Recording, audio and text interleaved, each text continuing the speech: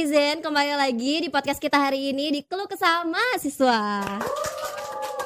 Ini adalah tempat di mana kita berbagi cerita menarik tentang perkuliahan kita selama ini. Nah, hari ini kita bakal bahas topik yang mungkin di antara kalian atau kita yang pernah mengalami ya, semuanya pasti pernah mengalami, baik mahasiswa baru atau mahasiswa lama gitu.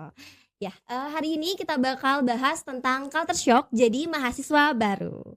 Nah, di sini aku nggak bakal bahas sendirian. Aku udah bawa temen aku yang bisa dibilang maba lah ya, walaupun udah 2 semester dia kuliah gitu. Oke, halo. Halo. Oke, dengan siapa saya bicara hari ini? Boleh perkenalin dulu. Boleh. Halo, nama aku Hasna Rofifa. Aku dari Prodi Manajemen Fakultas Ekonomi. Di sini aku angkatan 23 sebagai maba yang sudah masuk semester 2. Salam kenal semuanya. Oke, nah Kak Hasna, bicara tentang culture shock nih ya gitu. Mahasiswa-mahasiswa ini kan kadang ngerasa gitu ketika mereka masuk jadi mahasiswa baru tuh seakan-akan seluruh dunianya tuh berubah, entah dari lingkungannya, entah dari sosialnya, mereka merasa semuanya tuh berubah gitu. Mungkin Kak Hasna sendiri pernah ngalamin gak sih hal-hal kayak gitu? Apa perbedaan yang paling signifikan gitu ketika dari perpindahan dari masa-masa SMA ke masa-masa kuliah? Oke, kalau di sini dari aku sendiri ya sebagai mantan maba gitu ya. Di sini perbedaan paling signifikan dari masa SMA ke kuliah itu pasti ada, terutama dari lingkungannya. Bisa disebut kita juga semua tahu lah kalau misalnya lingkungan kuliah itu mungkin bisa disebut lebih bebas. Bebas di sini tuh dalam artian banyak ya, mungkin dari segi pakaian itu kan udah lebih bebas, terus aturannya juga, lingkungan di sekitarnya, pertemanannya gitu. Kalau di masa SMA itu kan kita dari seragam aja masih diatur, terus Betul. peraturannya aja masih baku gitu ya, harus diikuti gitu-gitu. Pertemanannya juga masih nggak terlalu bebas lah. Nah, kalau lingkungan kuliah ini lebih bebas gitu dalam segala hal. Itu paling signifikan yang dirasakan pas aku jadi maba gitu. Oke, tadi kamu sempat ngomong gitu, perihal pertemanannya jauh lebih bebas. Bebas di betul. sini dalam artian positif ya teman-teman, Iya. bukan yang negatif gitu. Iya. Emang gimana sih pertemanan menurut kamu gitu di masa-masa SMA sama di masa-masa kuliah? Emang apa sih yang maksudnya yang paling kentara bedanya gitu di antara itu semua? Oke, yang paling kentara itu pasti kalau masa SMA itu lebih temannya itu di daerah itu aja gitu ya. Oke. Kalau masa kuliah itu pertemanannya itu lebih bebas itu. Nah, artinya tuh di sini jadi lebih dari seluruh Indonesia ada, bahkan di USD ini ada ya yang dari Ada. luar Indonesia. Jadi emang bebas tuh di situ, maksudnya itu lebih luas juga gitu. Pertemanannya dari berbagai budaya gitu-gitu. Provinsinya juga beda-beda perbedaannya gitu. Terus mungkin kalau masa SMA itu kan mungkin dari segi umur juga kan masih dari remaja Iya, gitu masih ya. Jadi masih. masih adaptasi ke remaja. Kalau udah kuliah itu udah lebih pertemanannya tuh lebih bebas itu kenalannya udah lebih luas gitu-gitu. Terus pertemanannya itu udah mencakup berbagai hal lah, dari pekerjaan juga ya pertemanannya, bukan dari kuliah aja gitu. Kalau SMA kan di sekolah aja nih. Nah, kalau di kuliah itu dari pekerjaan, organisasi gitu-gitu dan lain sebagainya. Itu sih perbedaannya. Berarti dengan kamu perbedaan di SMA dan di kuliah tuh dengan kamu menjalin pertemanan di kuliah, kamu bisa dapat banyak koneksi gitu dari berbagai daerah gitu. Iya, Kalau betul. emang sih sebenarnya kalau di SMA tuh orang-orangnya daerah situ aja ya. Iya, Apalagi betul. sekarang lagi musim banget PPDB yang pakai zonasi, ya, itu betul. orang-orangnya pasti bakal situ-situ aja Iya, gitu. betul, Nggak betul. akan jauh-jauh dari daerah situ juga Iya, gitu. iya. Apalagi dari kota itu, dari kabupaten itu Iya, juga gitu. betul. Nah, mungkin kalau misalnya di kuliah memang banyak yang dari luar pulau. Ya benar Betul. tadi yang disebutin juga. Bisa aja kita ketemu dari yang luar negara Iya, juga ya. betul. Itu adalah suatu hal yang patut disyukuri lah ya, Betul. pertemanan di kuliah itu. Oke. Tadi juga kamu sempat mention juga tentang tugas-tugas tugas-tugas di sekolah sama di kuliah gitu. Apa sih yang kamu rasain gitu perbedaannya? Karena kan kuliah ini mulai dari mata kuliahnya ini semua tuh kita yang milih. Karena ada beberapa semester nanti kita yang milih kan mau mata kuliah apa aja. Nah, apa sih yang kamu rasain perbedaannya dari mulai tugas-tugas itu pembelajarannya? Apa sih yang kamu rasain gitu perbedaannya? Oke. Kalau dari segi tugas itu udah pasti beda banget ya dari SMA ke kuliah. Kalau menurut aku kalau di SMA itu memang udah susah tapi masih apa ya, di situ-situ aja, misal ngejawab soal gitu kan, atau ABCD-an gitu, ngerangkum presentasi gitu. Kalau kuliah itu lebih luas lagi tugasnya gitu, terus pasti udah lebih susah di kuliah ya kalau tugas itu, misalnya kayak observasi gitu-gitu. Kuliah itu kan banyak, jadi bukan kuliah itu bukan jawab soal doang. Kalau tugas itu kuliah tuh gimana dosen kan, Iya, betul, betul. observasi, analisis gitu-gitu kan, buat ini buat itu gitu sih kalau kuliah menurut aku. Oke, iya sih memang aku juga ngerasain itu ya. Itu setuju banget, apalagi aku mahasiswa yang udah menuju akhir ya. Iya. Tugas-tugas kuliah tuh bukan hanya jawabin soal, tapi kita juga harus bisa berpikir gimana kita bisa berpikir kritis, dan di kuliah ini tuh Iya. diuji banget gitu. Bagaimana cara kerangka berpikir kita gitu jauh lebih bagus gitu.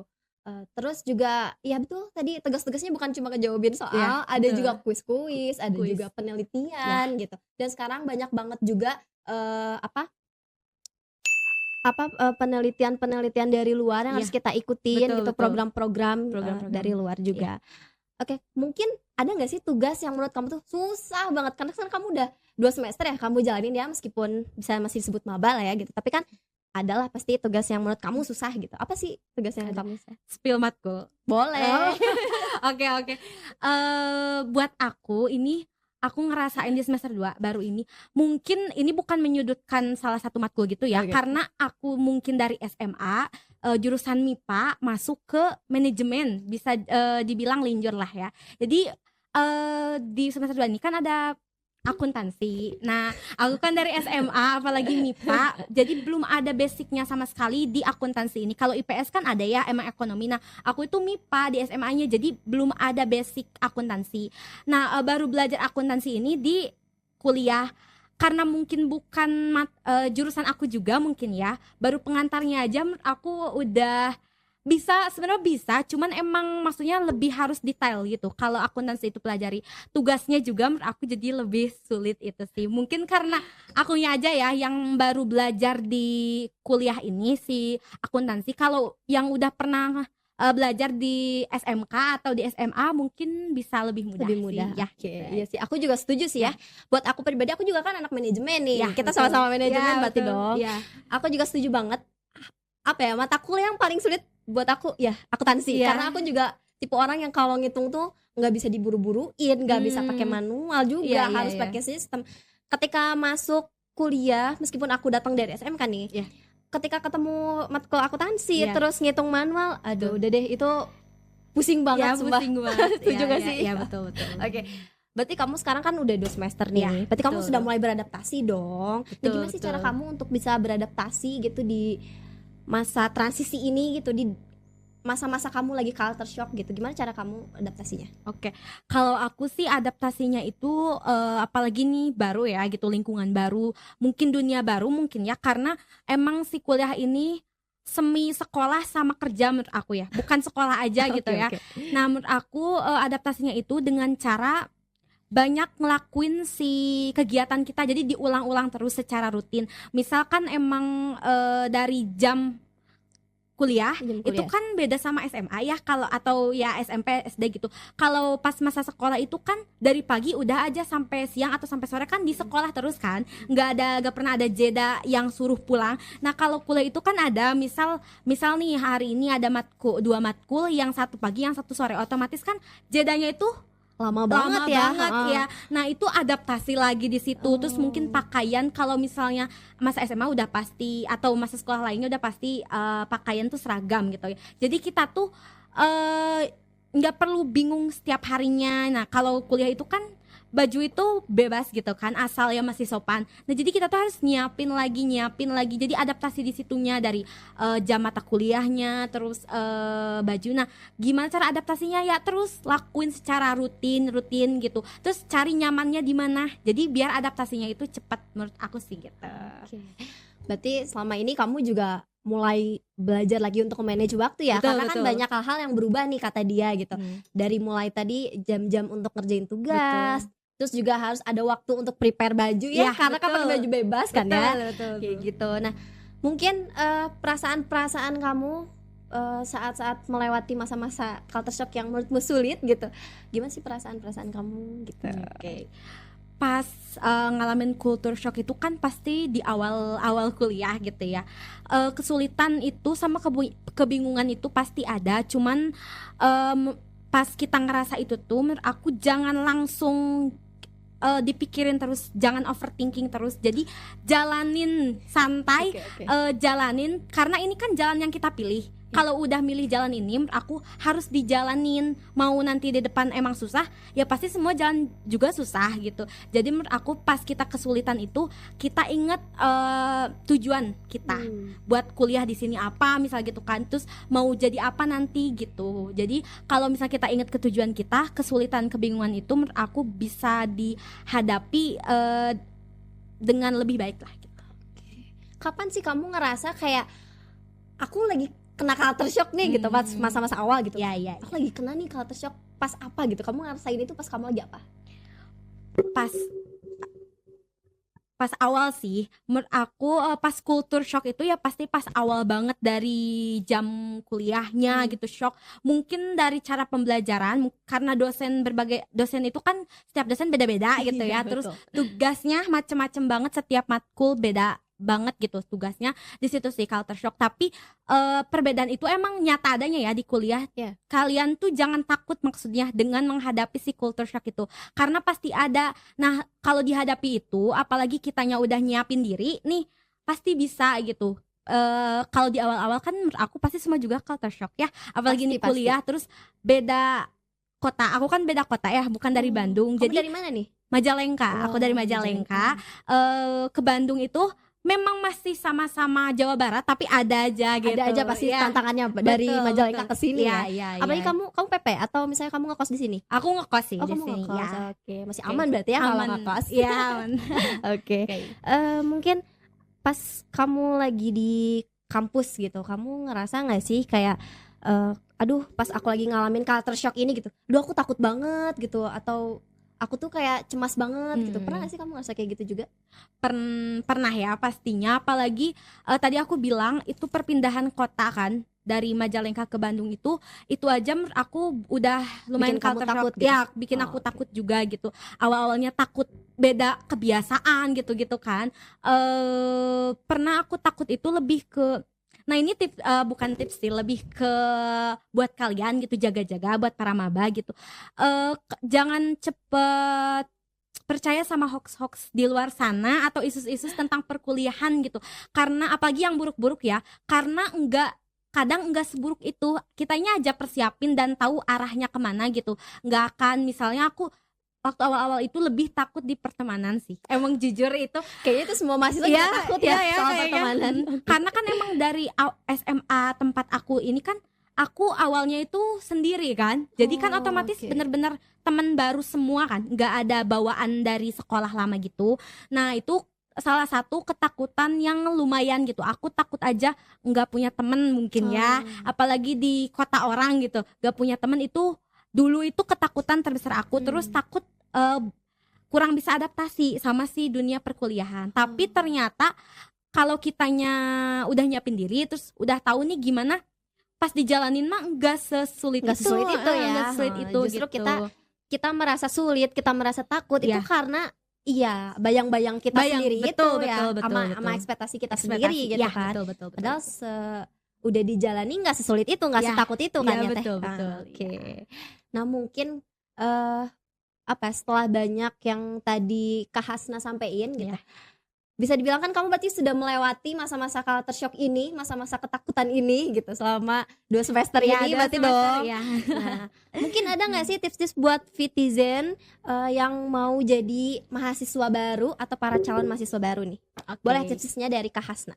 Oke, mungkin tips dari aku sebagai mantan maba mungkin ya. Di sini buat Fitizen dan para maba baru, pokoknya kalian itu yang pertama jangan mudah percaya ke isu-isu atau ke hoax-hoax yang bertebaran di media sosial, mau baik mau buruk gitu.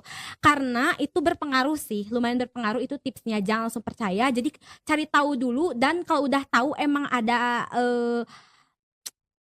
hal-hal yang bakal bikin shock, di kuliah itu antisipasi nih gimana gitu kalau kita ngehadapinya. Itu yang pertama ya, pokoknya jangan cepat percaya ke hoax-hoax gitu. Yang kedua itu pokoknya jalanin, nikmatin dan fokus ke tujuan kita.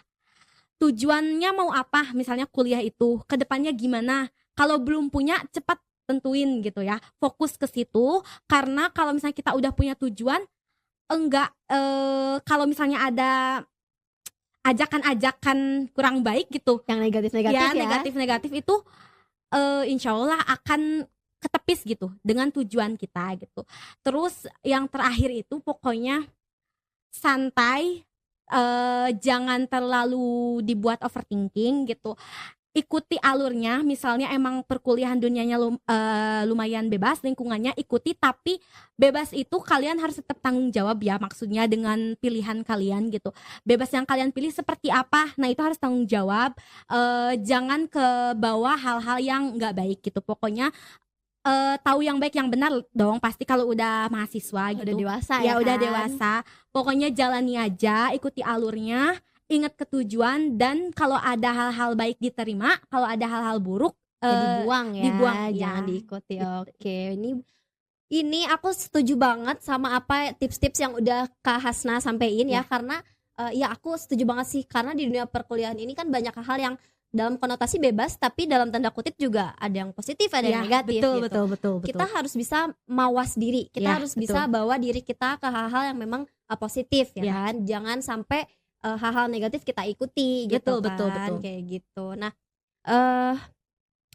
karena aku setuju nih sama tetenya, jangan lupa untuk para Fitizen dicatat apa-apa yang tadi udah jadi tips dari Kak Hasna, karena ini penting banget untuk para calon mahasiswa baru yang Betul. mungkin sekarang udah pada lulus SNBT ya sekarang Betul, sebutannya. betul, betul. SNBT dan SNBP 2024. Betul. Terutama buat para calon mahasiswa baru dari Universitas Sangabonia PKP Bandung 2024. Selamat. Nah, aku juga mau ngingetin sih buat para Fitizen bahwa nggak semua hal di perkuliahan itu benar ya negatif Iya. gitu.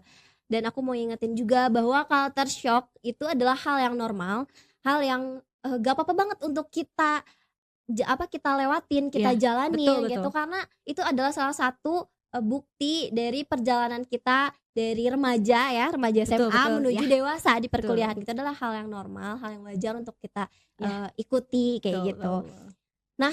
Mungkin segitu aja dari percakapan kita hari ini Betul. tentang culture shock.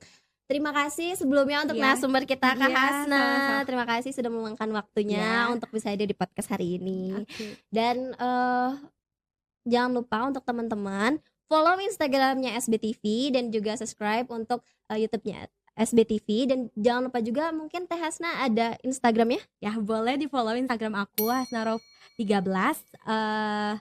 Dah sih paling Instagram aja kalau aku. Gak ada akun second. Enggak. Oke. Enggak. Boleh juga ya follow Instagram aku @bungasintia_. Sampai jumpa di episode selanjutnya. Terima kasih Teh Hasna sekali lagi, dan terima kasih juga para Fitizen. Jangan lupa terus pantengin di YouTube channelnya SBTV, karena akan ada banyak topik-topik menarik lainnya Betul. dengan narasumber yang berbeda Betul, ya. betul. Siapa tahu nanti kita ketemu lagi dengan Teh Hasna ya. Ya. Oke, terima kasih hari ini tentang culture shock. Sekian and bye-bye. Bye-bye. Selamat datang Maba. Jangan lupa siapin mentalnya ya.